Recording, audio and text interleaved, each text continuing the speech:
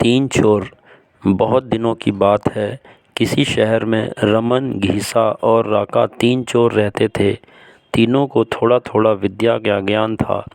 तीनों चोरों को विद्या का ज्ञान प्राप्त होने के कारण बहुत घमंड था। विद्या द्वारा तीनों चोर शहर में बड़े बड़े लोहे की तिजोरियों को तोड़ देते थे और बैंकों को लूट लिया करते थे। इस तरह तीनों चोरों ने शहर के लोगों की नाक में दम कर रखा था। एक बार तीनों चोरों ने एक बड़े बैंक में डकैती करके सारा माल उड़ा लिया।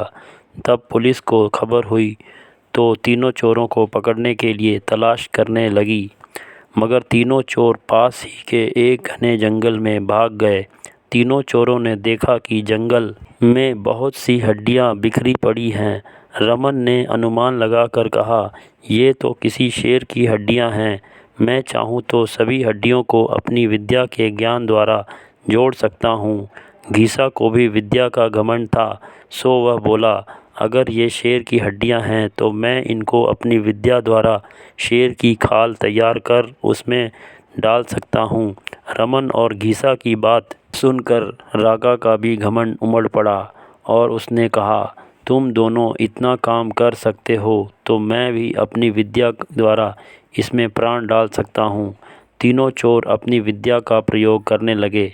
कुछ देर बाद रमन ने सारी हड्डियों को जोड़ दिया और घीसा ने शेर की हुबहू जान डाल दी। थोड़ी देर में तीनों चोर अब सामने एक जीवित भयानक शेर को देखकर थर थर कांपने लगे, मगर शेर के पेट में तो एक दाना नहीं था।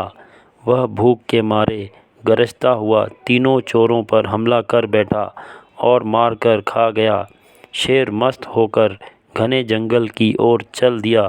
कहानी से शिक्षा। दोस्तों, इस कहानी से हमें यही शिक्षा मिलती है कि कभी घमंड नहीं करना चाहिए। घमंडी को हमेशा दुख का ही सामना करना पड़ता है।